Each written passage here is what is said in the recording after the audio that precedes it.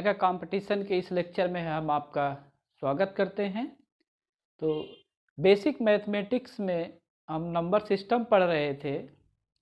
Number system में हमने बहुत सारे कॉन्सेप्ट पढ़े, उसी से आगे अब देखते हैं। जैसा यहाँ पे बोर्ड पे आपको दिख रहा है, इस तरह के प्रॉब्लम हम एग्ज़ाम में पूछे जाते हैं।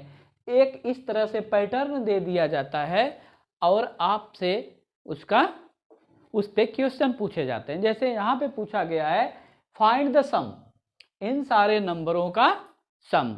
अगर 1 2 3 4 होता है तो आप आसानी से सम कर लेते हो, लेकिन इससे ज़्यादा हो जाए, जैसे यहाँ इतना है, अभी 20 हो जाए, 50 हो जाए या 100 टाइम्स हो जाए, तो जोड़ना इस तरह से मैनुअल जोड़ना बहुत कठिन होता है। तो इसके लिए हमें ज़रूरत पड़ती है मैथ में टूल्स की। किसकी? टूल्स की ज़रूरत पड़ती है। Tools means formula. मैथ में टूल्स का मतलब है फार्मूला, ठीक है। जैसे किसी भी मशीन को ठीक करने के लिए हमें टूल्स की ज़रूरत पड़ती है, औजार की, ऐसे मैथ में हमें इन सबको सॉल्व करने के लिए फार्मूले की ज़रूरत पड़ती है, ठीक है, टूल्स की ज़रूरत पड़ती है। तो अब देखिए, टूल्स के लिए सबसे पहला जो इसमें आता है क्या, कि दो तरह से पढ़ाया जाता है या बच्चे दो तरह से पढ़ते हैं। एक होता है कि आपको फार्मूला सीधे टूल्स दे दिया जाता है और आप उस पर सॉल्व कर देते हो, सेट पैटर्न वाले क्वेश्चन को सॉल्व कर देते हो, जिसको कहते हैं कि ये ट्रिक बताई गई, इस ट्रिक पे ये सवाल खट से हल हो जाता है। तो वह एक वैकल्पिक मेथड है, वह एक जनरल मेथड नहीं है। उससे आप प्रॉब्लम को समझ नहीं सकते हैं, ओनली आप आंसर दे सकते हैं। जैसे एक कंप्यूटर है या एक बल्ब को ऑन ऑफ किया जाए, ऑन ऑफ, कंप्यूटर को ऑन और ऑफ, एक कमांड जिसके लिए दे दिया गया है प्रोग्राम, कंप्यूटर वही काम कर सकता है, दूसरा नहीं करेगा। दूसरे के लिए दूसरा प्रोग्राम चाहिए, खुद से वो कुछ नहीं कर सकता। तो ऐसे होता है जब आप फार्मूला से सीधे सवाल को हल करने लगते हो, तब फिर आप अगर क्वेश्चन में, प्रॉब्लम में वेरिएशन आ जाए, चेंजिंग आ जाए, तब वहाँ पे वह ट्रिक फेल हो जाती है, ठीक है। तो हम समस्या में पड़ जाते हैं, हमारा वह क्वेश्चन छूट जाता है, यहाँ वहाँ पे ज़्यादा टाइम लग जाता है। तो हम जो भी प्रॉब्लम यहाँ आपको पढ़ाएंगे, बताएंगे, उसमें 3 पार्ट होंगे। देखिए, पहला क्या है, आप नॉलेज इकट्ठा कीजिए, उसके बारे में पहले ये समझिए ये वास्तव में है क्या, क्यों है, कैसे आता है। तो इन सी चीज़ों को जो आप नॉलेज गैदर करते हैं, चारों तरफ से इकट्ठा करते हैं, उसे हम कॉन्सेप्ट कहते हैं। कि अगर आपके पास क्या होना चाहिए, पहला कॉन्सेप्ट होना चाहिए। कॉन्सेप्ट आपको एनालाइज करने में मदद करेगा, समझने में कि यह प्रॉब्लम है क्या, ठीक है। तो पहला इंपॉर्टेंट जो चीज आएगा वह आएगा कॉन्सेप्ट, ठीक है। अब कॉन्सेप्ट से आप समझ गए कि यह एक सीरीज है या इनको सम करना है, इनको सम करना है, तब आपके कॉन्सेप्ट में समझ में आया कि सम करना है, और सम करने के लिए तब फिर दूसरा आता है अब उसका सॉल्यूशन निकालना। जब आप समझ गए तब हुआ कि अब इस प्रॉब्लम का सॉल्यूशन निकाला जाए। सॉल्यूशन क्या है? इनका सम करना, इनका सम करना जो दिख रहा है। तो सम करने के लिए इसको इजी वे में कैसे किया जाए, वो सॉल्यूशन है। यानी एक उचित टूल्स खोजना, एक उचित टूल्स खोजना क्या है? सॉल्यूशन है। जैसे मान लीजिए उचित टूल्स क्या हुआ, एप्रोप्रिएट टूल्स जो है, जैसे आपको मोबाइल खोलना है तो आप एक बड़ी मोटर खोलने वाले पेचकस से मोबाइल को नहीं खोल सकते हैं, है ना, है दोनों ही पेचकस। तो आपको एक उचित टूल्स उसी तरह खोजना पड़ेगा कि यहां कौन सा टूल्स काम करेगा।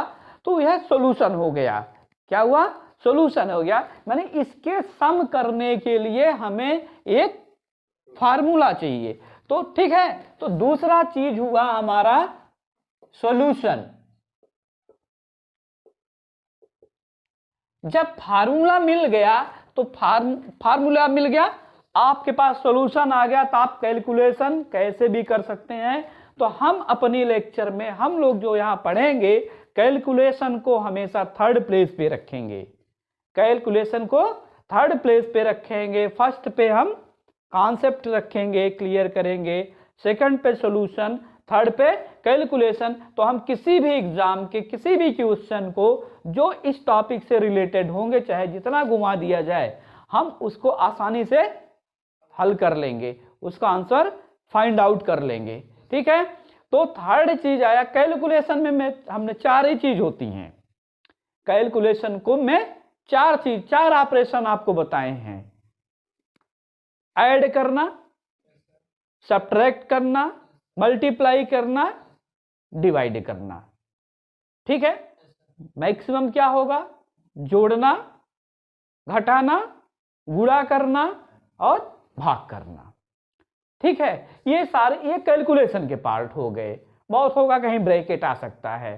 ठीक है, बाकी चीजें हमने पिछले लेक्चर में सब बता दी हैं, निगेटिव नंबर को कैसे ऐड करेंगे, गुणा करेंगे, पॉजिटिव को कैसे करेंगे, वो सब आप कैलकुलेशन में काम देंगे। तो यहाँ पे थर्ड पार्ट चीज आया क्या, कैलकुलेशन। यानी किसी भी प्रॉब्लम को हल करने के लिए हमें ये तीन स्टेप का नॉलेज होना बहुत इंपॉर्टेंट है। पहला हमारा कॉन्सेप्ट, दूसरा हमारा सॉल्यूशन, फिर तब हम आएंगे कैलकुलेशन पे। ठीक है, तो कॉन्सेप्ट के लिए क्या है, हमें पहले इसको जानना पड़ेगा कि वास्तव में यह है क्या, यह क्यों है, इसके क्या फायदे हैं, क्यों यह लाया गया है। ठीक है, समझ में आया। तो यहां पे देखिए अर्थमेटिक, अर्थमेटिक में है, अर्थमेटिक एक ऐसा सब्जेक्ट है, गणित है अर्थमेटिक, जिसमें हम नंबरों का अध्ययन करते हैं।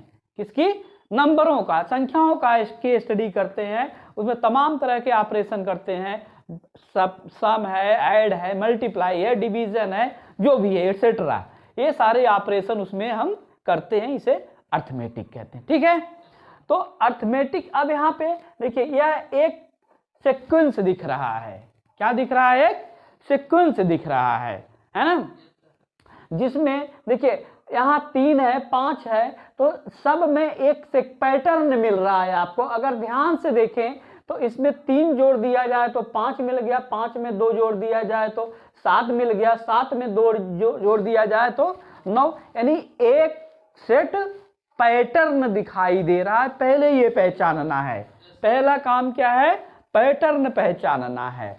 और पैटर्न जब हो जाए इस तरह से कि एक सेट पैटर्न पे है ना, क्या है, सेट पैटर्न पे है, तब हम देखेंगे कि वह कितना ऐड किया जाने पे अगला नंबर मिल रहा है। जैसे 3 में आपने 2 ऐड कर दिया तो 5 मिला, 5 में 2 ऐड कर दिया तो 7 मिला, 7 में 2 ऐड कर दिया तो, यानी एक इसी पैटर्न को बार बार फॉलो किया जा रहा है। ठीक है, एक फिक्स्ड नंबर को ही क्या किया जा रहा है, ऐड किया जा रहा है। तो यहाँ पे देखो जो हमारा कॉन्सेप्ट आया कि समझ में आया कि एक हमने नंबर लिया, उसमें एक नंबर को, फिक्स नंबर को बार बार जोड़ते जा रहे हैं और हमें ये नंबर मिलते जा रहे हैं। ठीक है, तो इसमें 3 टर्म इंपॉर्टेंट आएंगे। कितने, 3 टर्म, 3 वर्ड आएंगे इंपॉर्टेंट, 3 वर्ड आएंगे। पहला होगा हमारा सीक्वेंस, क्या होगा, सीक्वेंस, सीरीज और प्रोग्रेशन। सीक्वेंस, सीरीज और प्रोग्रेशन। ठीक है, तो इसको, इसी को हम देखो, इसी को बेस लेके चल रहे हैं। यहाँ हम पहले आएगा, अब ये तो हमारा पहला हो गया। अब हम चल रहे हैं कॉन्सेप्ट में। किसमें आ रहे हैं, कॉन्सेप्ट में। हर प्रॉब्लम के लिए, हर अलग अलग तरह के प्रॉब्लम के लिए अलग कॉन्सेप्ट हो गए। इस प्रॉब्लम के लिए हम यहाँ पे अपने कॉन्सेप्ट में चल रहे हैं। हमने देखा कि एक नंबर लिया, उसमें एक नंबर को ऐड करते चले जाएं तो यह सीरीज हमको मिल रही है। तो यहाँ पे 3 वर्ड आएंगे। पहला आएगा sequence, sequence, number 1 sequence, number 2 series, number 3 progression. क्या आएगा? प्रोग्रेशन आएगा। ठीक है, चलिए। सीरीज को हिंदी में श्रृंखला कहते हैं, सीक्वेंस को क्रम कहते हैं। सीक्वेंस को हिंदी में क्रम कहते हैं, सीरीज को श्रृंखला कहते हैं, श्रेणी कहते हैं। सीरीज को श्रृंखला या श्रेणी कहते हैं। प्रोग्रेशन मन बढ़ना। प्रोग्रेशन मीन्स होता है एक नियम, एक रूल के तहत आगे बढ़ना। ऐसा रूल जो उस पूरी सीरीज में, श्रृंखला में कहीं भी अप्लाई किया जा सकता है। ठीक है, तो सीक्वेंस जैसे आया, आप नेचुरल नंबर ले ले, 1 है ना, 2 3 4 5 6 7 एक्सेट्रा, ये चाहे जहां तक ले जाए, यह एक सीक्वेंस में बढ़ रहा है। ये एक सीक्वेंस है ना। नेचुरल नंबर्स का एक सीक्वेंस है जो एक सेट पैटर्न में आगे बढ़ रहा है। अगर इसी में 0 सम्मिलित कर दिया जाए, 0 1 2 3 4 5 एक्सेट्रा, तो ये होल नंबर का सीक्वेंस हो गया। ये नेचुरल नंबर और ये होल नंबर का सीक्वेंस बन गया। अब सीरीज क्या आया?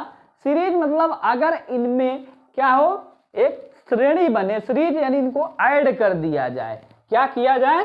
सम कर दिया जाए। इसी का जैसे ले लीजिए इसका, तो यहां से देखिए सीरीज में हो जाएगा जैसे 1 + 2 + 3 + 4 + 5 + 6, इस तरह से। तो यह एक सीरीज बन रहा है। क्या बन रहा है? सीरीज बन रहा है।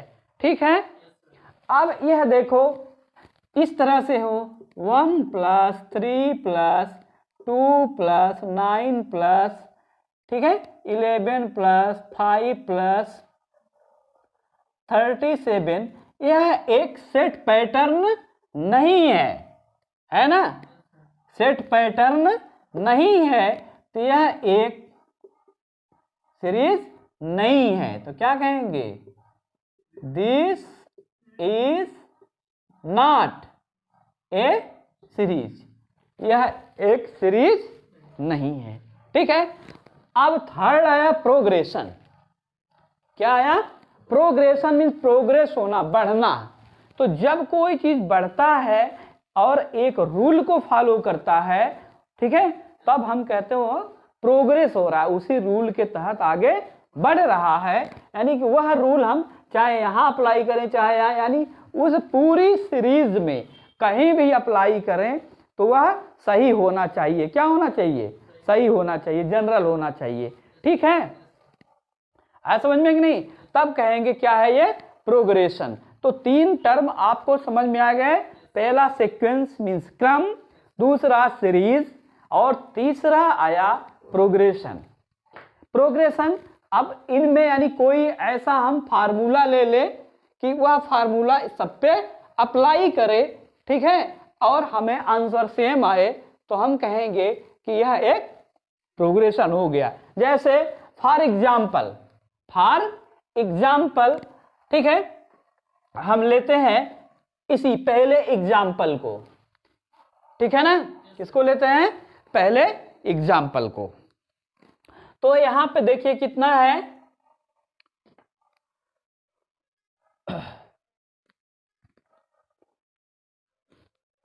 3 5 7 9 इस तरह से है। तो इससे पहले क्या करते हैं, हम इसको ले लेते हैं, है ना। पहले हम थोड़ा आसान लेते हैं, फिर और कठिन समझते हैं कि कैसे होता है। देखो यहाँ पे हो गया, जैसे मान लो आपका नेचुरल नंबर हमने लिया 1 + 2 + 3 + 4 + 5 + 6 + 7 + 8 + 9 + 10।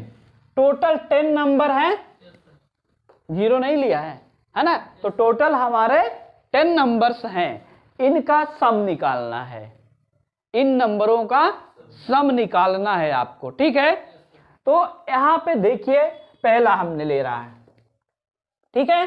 तो इसे देखो सीरीज में इसको कहेंगे फर्स्ट टर्म, इसको सेकेंड टर्म, इसको थर्ड टर्म।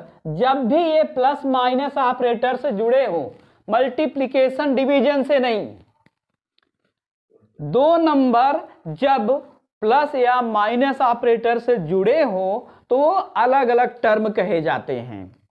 मैथ में अलग अलग टर्म कहा जाता है। जैसे पहले समझ लो फिर इसको समझाते हैं। 3 + 2 तो ये होगी, इसको कहेंगे फर्स्ट टर्म, फर्स्ट टर्म प्रथम पद, इसे कहेंगे सेकेंड टर्म या द्वितीय पद। या हो जाए 3 माइनस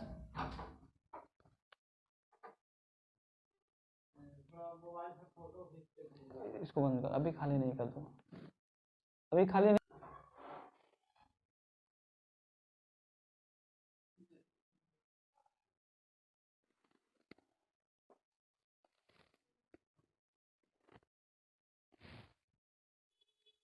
हो गया। चलो 3 - 2 में भी देखिए ये जो है वो फर्स्ट टर्म है और ये सेकेंड टर्म है। तो इसी तरह किसी देखो, लेकिन अगर यही रहे 3 × 2 तो ये दो टर्म नहीं हुए, ये दोनों मिला के एक ही टर्म होगी, वन टर्म। क्या कहे जाएंगे? वन टर्म है। इसी तरह 3 ÷ 2 ये भी क्या है? वन टर्म है, ठीक है। तो इस तरह से इस सीरीज में आपके पास कितने टर्म है? 10 टर्म है। First term, second term, third term, fourth, fifth, sixth, seventh, eighth, ninth, 10th। हमने आपको ऑर्डिनल नंबर बताया था, कार्डिनल नंबर, ऑर्डिनल नंबर बता चुका हूं पिछले लेक्चर में। अगर आपको नहीं पता हो तो आप पिछला लेक्चर देख लीजिए, ठीक है। नंबर सिस्टम में कार्डिनल नंबर ये बताता है, इसको काउंटिंग 1 2 3 4 5 6 7 8 9 10, यह कार्डिनल नंबर हुआ जिससे आप काउंटिंग करते हैं। लेकिन जो इसकी पोजीशन बताता है, पहली पोजीशन, दूसरी पोजीशन, तीसरी पोजीशन, चौथी, पांचवी, छठवीं, सातवीं, आठवीं, नौवीं, उसे हम ऑर्डिनल नंबर कहते हैं, ठीक है। जो पोजीशन बताता है उसे ऑर्डिनल नंबर कहते हैं। तो यहां पे देखो इसको कौन सा टर्म कहेंगे? ये आया हमारा फर्स्ट टर्म और ये लास्ट टर्म, ये क्या आया? लास्ट टर्म, ठीक है। इसे कहेंगे लास्ट टर्म, ठीक है। तो अब यहां पे देखिए फर्स्ट टर्म को हम ए से दिखाएंगे, लास्ट टर्म को एल से दिखाएंगे। अब बीच का मान लो कोई टर्म है, बीच का कोई टर्म है तो हम इसके कहेंगे nth टर्म। क्या कहेंगे? nth term. जब हम काउंट नहीं कर सकते तो क्या कहेंगे? nth टर्म है ये, ठीक है। अब यहां पे देखो फर्स्ट टर्म हुआ, लास्ट टर्म हुआ, तो यहां लिखेंगे first term equal to A, last term equal to L. अब यहां पे कोई भी दो कॉन्स्टिट्यूटिव टर्म ले लीजिए, कॉन्स्टिट्यूटिव मीन्स क्रम से, और अगले वाले में से, क्योंकि ये देखो इंक्रीजिंग ऑर्डर में है, प्रोग्रेशन इधर जा रहा है ना। तो दो का अंतर लीजिए तो देखिए क्या आता है। जैसे 3 - 2 = 1 आया, 6 - 5 = 1 आएगा, कहीं भी ले लीजिए। 9 - 8 = 1 आएगा। ये कांस्टेंट आ रहा है, क्या आ रहा है? यानी दो नंबरों के बीच, दो क्रम से कॉन्स्टिट्यूटिव नंबरों का जो डिफरेंस आ रहा है वो एक आ रहा है, कांस्टेंट आ रहा है। ठीक है, हमेशा इधर राइट में से लेफ्ट को घटाना है, क्योंकि हमने बताया है कि इस साइड बढ़ता है, जीरो को उस साइड घटता है। ठीक है, हमेशा इधर वाला राइट वाला बड़ा होता है। तो यहाँ जो ये डिफरेंस आया, ये देखो डिफरेंस यहाँ भी उतना ही है, यहाँ भी उतना ही है, हर जगह उतना है। अगर एक ही चीज कई जगहों पे हो तो उसे कॉमन बोलते हैं। क्या बोलते हैं? कॉमन। तो इस डिफरेंस में या जो हमारा डिफरेंस आ रहा है इसे कहेंगे कॉमन डिफरेंस। क्या? Common difference. और इसे डी से दिखाते हैं, स्मॉल डी से दिखाते हैं। कॉमन डिफरेंस को स्मॉल डी से दिखाया जाता है। ठीक है, तो अब हम देखते हैं इनमें जो ऐड करते हैं, कुछ हम सॉल्यूशन निकालते हैं इसका। ठीक है, ऐड करते हैं इन दोनों को। तो ऐड करते हैं तो देखते हैं क्या होता है। देखिए यहां पे अब देखिए कॉन्सेप्ट तो हमारा यहां तक क्लियर हो गया। अभी कॉन्सेप्ट में और बताएंगे, पहले हम इसको देख लेते हैं कि क्या होता है। ठीक है, ऐड कैसे किया जाएगा, है ना, ऐड कैसे किया जाएगा। तो अब यहाँ पे देखो, फिर इसके बाद हम इसको एलोबरेट करेंगे। अब यहाँ पे यस बराबर हो गया, हम अगर देखें 1 प्लस, आप यहां तक ले लेते हैं, कितना? 5 तक जोड़ते हैं। ठीक है, तो देखते हैं कितना आता है। तो देखिए 1 प्लस, अगर यहां तक 10 ही ले लेते हैं टोटल। ठीक है ना, तो हमने 10 नंबर लिया, पहला ले लिया 1 प्लस लास्ट ले लिया 10 अपान 2। एक फार्मूला होता है वो जो सॉल्यूशन के लिए, यह सॉल्यूशन हुआ। क्या हुआ? यह फार्मूला सॉल्यूशन हुआ। या इसे ऐसे लिख सकते हैं कि यह 10 क्या है? टोटल नंबरों की संख्या, कितने टर्म हैं इस सीरीज में, टोटल कितने टर्म हैं। टर्म कितने हैं? 10। और चूंकि यह नेचुरल नंबर है तो 10वें टर्म की वैल्यू भी 10 ही है, जबकि इस सीरीज में अलग है ना। तो यहां कहेंगे, इसको लिखेंगे n। ये देखो जो a है ये l है बाई 2। तो इसको हल करेंगे आप तो कितना आ जाएगा? देखिए 10 1 11, 110/2 यानी 55। यहां आप जोड़ लीजिए तो भी कितना आ रहा है? 55। मैनुअल जोड़िए, 1 2 3 3 6 6 4 10 5 15 15 6 21 7 28 8 36 36 9 45 10 55। आ गया कि नहीं आ गया? तो यह तो मैनुअल हुआ। अब यह उसका सॉल्यूशन हो गया, यानी आपको एक फार्मूला मिला। क्या मिला? फार्मूला मिला। अब जो हमने ये कैलकुलेशन किया, यहाँ पे हमने जोड़ा, यहाँ पे हमने डिवाइड किया, यह हुआ कैलकुलेशन। ठीक है, समझ में आना? क्या हुआ? कैलकुलेशन हो गया। इसी तरह अगर यहां तक जोड़ना है, कहां तक? 5 तक जोड़ना हो, है ना, तो कितना हो जाएगा? s बराबर 5, 1 प्लस 5/2 इक्वल टू कितना हो जाएगा? 3 5, यहाँ पे 15 आ जाएगा। ठीक है, 6 3 इसे काट देंगे तो 3 5 15। ठीक है, 5 4 9 9 3 12 12 2 14 1 15 हो रहा है। तो यह देखो, पहला हमारा कॉन्सेप्ट जो हमने समझा, दूसरा हमारा सॉल्यूशन, तीसरा हमारा कैलकुलेशन। लेकिन हमने यहाँ अभी डायरेक्ट बताया है, आपने कॉन्सेप्ट अभी समझा नहीं है कि कॉन्सेप्ट क्या हो रहा है। ठीक है, तो अब हम यहाँ पे अब पहले पॉइंट पे चलते हैं। ठीक है, तो यहाँ पे देखिए कैसे करते हैं। यहाँ पे हमने लिखा फर्स्ट टर्म को हम ए से दिखाएंगे, लास्ट टर्म को एल से दिखाएंगे, कॉमन डिफरेंस को डी से दिखाएंगे। ठीक है, टाइम हो गया, 30 होने दो। 1 2 3 4 5 6 7 8 9 10। अपना बाल बना लो पहले। क्या हुआ है? ये आगे आया है। चलो ठीक है। कितना मिनट हुआ? 25। हाँ, चलो देखो, अब यहाँ पे देखिए, हमने इसी सीरीज को फिर से ले लिया, नेचुरल नंबर को।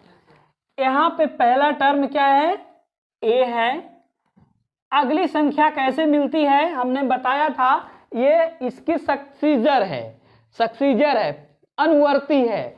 अनुवर्ती अपनी पिछली संख्या में नेचुरल नंबर में एक जोड़ने पे मिलती है। ये भी हम पिछले लेक्चर में आपको पढ़ा चुके हैं। सक्सीजर प्रीडिसेसर पढ़ा चुके हैं, अनुवर्ती पूर्ववर्ती। तो ये अनुवर्ती है, यानी एक जोड़ने पे मिल रहा है। तो यहां देखिए, इसको हम किससे दिखाएंगे? ए है ना, यहां लिखेंगे ए, इसी में जोड़ रहे हैं ना। एक को हम किससे दिखा रहे हैं? ए से, प्लस दोनों का डिफरेंस जो आ रहा है, कितना जोड़ रहा है? एक आ रहा है ना। डिफरेंस को हम एक से, डी से दिखाएंगे। किससे दिखाएंगे? डी से दिखाएंगे। क्यों? कि इस सीरीज में a इक्वल टू 1 है और d इक्वल टू भी 1 है ना। a में d को जोड़ दिया तो ये आ गया, या इस तरह से कह सकते हैं, ये 1 है, यहाँ 1 में फिर इन एक और जोड़ दें, दूसरा एक जो डिफरेंस आता है, तब ये 2 मिल जाता है ना। 3 को देखिए कैसे लिखेंगे?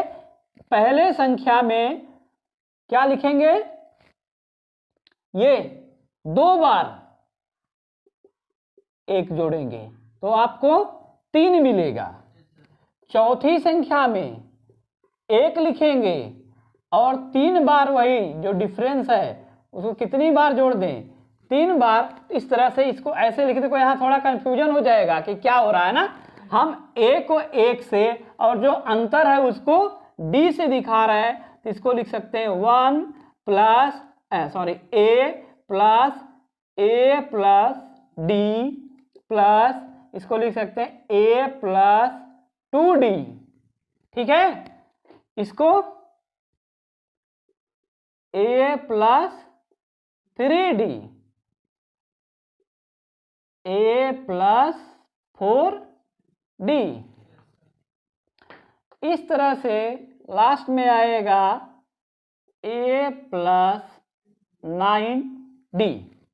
देखिए कैसे, यह किसका आया? 1 है, यह सेकेंड टर्म है, 2 है ना। यहाँ तो आगे पीछे हो रहा है ना लिखने में, क्योंकि बड़ा है। ये तीसरा है, ये चौथा टर्म है, ये 5वां है डॉट डॉट, और ये 10वां टर्म है। कौन सा टर्म है? 10वां टर्म है। तो देखिए सब में क्या आपको ऑप्शन दिख रहा है कि यहाँ पे जो d की वैल्यू है, ये देखो बटे नहीं, बाई नहीं लिखा मैंने, ये टर्म का लिखा है, टर्म का नंबर लिखा है ना। तो अगर दूसरा टर्म है तो d की वैल्यू इससे 1 कम है। फर्स्ट टर्म में d की वैल्यू कुछ नहीं है, 0 है। सेकेंड टर्म में d की वैल्यू 1 है। थर्ड टर्म में इससे 1 कम 2 है। इसी तरह चौथे में 3 है, 5वें में 4 है, 10वें में 9 है। तो अगर मान लीजिए n टर्म हो, अभी यहाँ 10 है, n टर्म हो, आपको मालूम नहीं है कितने टर्म हैं, यहाँ तो एक लिमिट 10 तक दी गई है, आगे डॉट डॉट कर दिया जाए कि n टर्म है ना। क्या हो जाए? n टर्म हो जाए। जैसे अब इसी में अगर यहाँ पे समझिए, डॉट डॉट डॉट n, क्या कर दिया जाए? n। तो n टर्म को कैसे लिखेंगे? इसके आगे फिर करेंगे डॉट डॉट, है ना। n टर्म का क्या लिखेंगे? a प्लस, है ना, n से 1 कम, d की वैल्यू कितनी रहेगी? तो यहां लिख देंगे बस n से 1 कम, ऐसे लिखेंगे, है कि नहीं? n से एक कम d का मान हो गया, तो इसे ये कौन सा टर्म हुआ? nth term. तो अब इससे देखिए, ऐसे हम आप समझते हैं, समझिए कि फर्स्ट टर्म इक्वल टू हो गया a, है ना? सेकंड टर्म हो गया a plus d, third term हो गया, छोड़ दे रहे हैं इटसेट्रा, 10th टर्म क्या हो गया?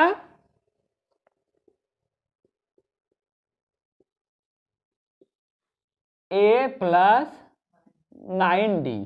इसी तरह nth टर्म क्या? हाँ, nth टर्म हो गया a plus n minus 1 into d. आ गया समझ में? यहाँ ये देखो, इसे कहते हैं T1 से दिखाया जाता है। शॉर्ट में फर्स्ट टर्म किससे? T फॉर टर्म, 1 फॉर इसका सफिक्स मतलब कौन सा टर्म है। सेकेंड टर्म को T2 से, 10th टर्म को T10 से, nth टर्म को Tn से दिखाया जाएगा, है ना? तो कहेंगे कि Tn equal to a plus n minus 1 into D. यह एक फार्मूला हो गया किसी भी टर्म को प्राप्त करने के लिए। यह एक फार्मूला हो गया किसी भी टर्म को, चाहे जो टर्म पूछा जाए। जैसे कि इसका छठा टर्म कितना है, इसके छठा टर्म कितना है, तो आप इस फार्मूले से तुरंत बता देंगे। देखो Tn equal to a plus n minus D, हम लोगों ने आराम से डेरिवेट कर लिया। तो इस तरह से हमने देखा कि क्या कॉन्सेप्ट होता है, यानी कि एक कॉमन नंबर को जोड़ जोड़ के हम चाहे जितनी बड़ी सीरीज बना सकते हैं। उस कॉमन नंबर को कॉमन डिफरेंस कहा जाता है, जितना हम ऐड करते हैं।